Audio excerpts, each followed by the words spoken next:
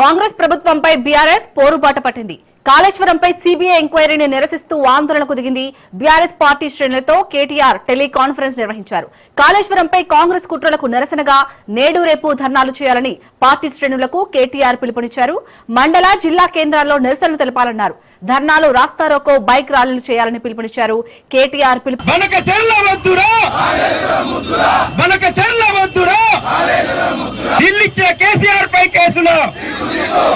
నిల్లిచ్చిన కేసీఆర్ పై కేసుల ఇదేమి రాజ్యం